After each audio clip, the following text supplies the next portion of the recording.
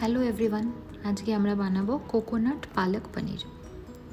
সেটা বানানোর আগে সবার প্রথম পালং শাকটাকে পাতাগুলো আলাদা করে গরম জলে খানিকক্ষণ বয়েল করতে হবে পরিষ্কার করে নিয়ে।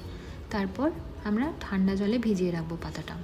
বয়েল করার পরে যে পাতাটা থাকবে সেটাকে আমরা ঠান্ডা জলে ভিজিয়ে রাখবো, যাতে এটা গ্রাইন্ড করার আগে নর্মাল টেম্পারেচারে চলে আসে। আমরা একটা বাটা মশলা বানাবো, যার জন্য আমাদের লাগবে হাফ পেঁয়াজ, কয়েক কোয়া রসুন, একটু আদা, গোটা গরম মশলা, 1 টেবিল চামচ দই, কাঁচা লঙ্কা, 2 টেবিল চামচ কোকোনাট মিল্ক। এরকম ফাইন পেস্ট হবে, যেটা আমরা মেন মশলা হিসেবে ব্যবহার করব। আমরা আর কোনো বাকি সবজি বা মশলা কিছু ব্যবহার করব না।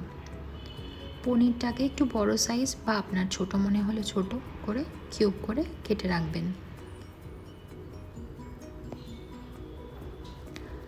পালং শাকটা ঠান্ডা হয়ে গেলে আমরা মিক্সার গ্রাইন্ডারে সামান্য জল দিয়ে ফাইন পেস্ট করে নেব। লিকুইডি পেস্ট হবে একটা।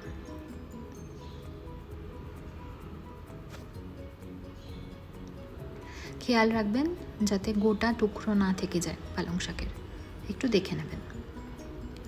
আমরা তেলে ফোড়নে দেওয়ার জন্য তেজপাতা, গোটা জিরে, লবঙ্গ, অল্প দারচিনি, একটা ছোটো এলাচ ব্যবহার করব। সর্ষের তেলেই করব, তাই প্যান গরম হয়ে গেলে সর্ষের তেল দিয়ে আমরা তার মধ্যে স্বাদ মতো অল্প নুন দেব। পরে আমরা আবার নুন দেব, তাই অল্প নুন দিচ্ছি যাতে কষানোর সময় আমাদের তলাটা ধরে না যায়। গোটা গরম মশলাগুলো তেলের মধ্যে ফোড়নে দিয়ে দেব আর সামান্য ওয়েট করব। তারপর দেব আমরা মিক্সিতে বেটে রাখা পেস্টটা। আমরা এটা ততক্ষণ নাড়াবো যতক্ষণ না তেলটাই মশলার থেকে ছেড়ে যাচ্ছে।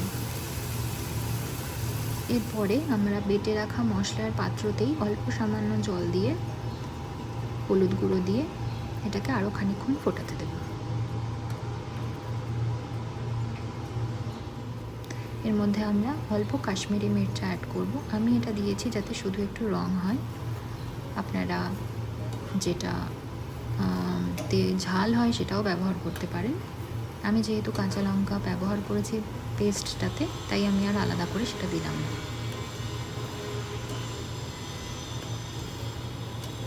খানিকক্ষণ নাড়াচাড়া করে আমরা এটাকে ফুটতে দেব 3 থেকে 4 মিনিট।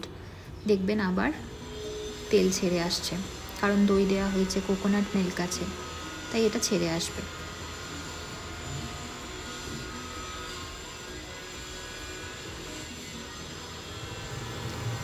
এর খানিকক্ষণ পরে আমরা যেটা বেটে রেখেছি পালং শাকের পেস্টটা, সেটা আমরা ব্যবহার করব। এটাকে আরও একবার ভালো করে আমরা নাড়িয়ে মিশিয়ে নেব। আর চেষ্টা করবেন মিডিয়াম ফ্লেমে রাখার, লো টু মিডিয়াম ফ্লেম, কারণ আমাদের এই এক্সট্রা যে জল রয়েছে যেটা বাটার মধ্যে, সেটা আমাদেরকে টানিয়ে ফেলতে হবে। আরও 2-3 মিনিট ফুটে গেলে আমরা এটাকে ঢাকা দিয়ে আরও 5 মিনিট রাখব।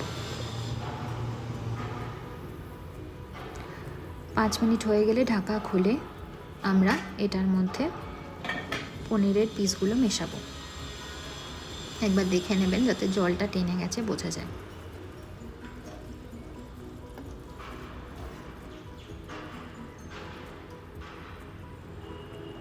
আমি একটু স্বাদ মতো নুন ব্যবহার করেছি, কারণ আপনাকে শুরুতেই বলেছিলাম আপনাদের যে খুব অল্প নুন দিয়েছি, তাই পরে আরেকবার আমি মেশালাম।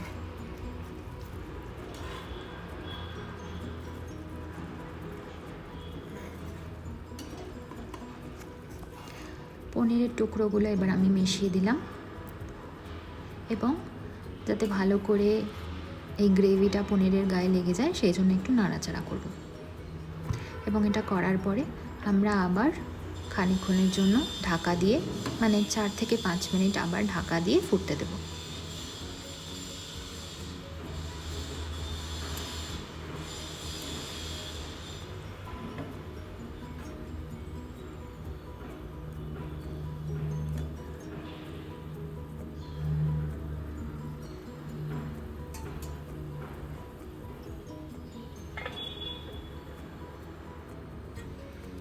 টাইম হয়ে গেলে আমরা ঢাকা খুলে দেখব যে আবার আমাদের তেল ছেড়ে এসছে এবং পনিরের গায়ে গ্রেভিটা ভালো করে মিশে গেছে।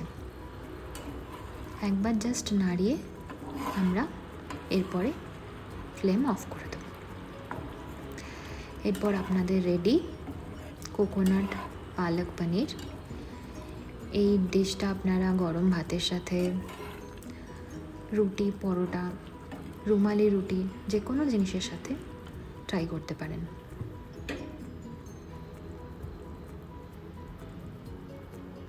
অবশ্যই ট্রাই করে জানাবেন কেমন লাগলো চটজলদি এই রেসিপিটা।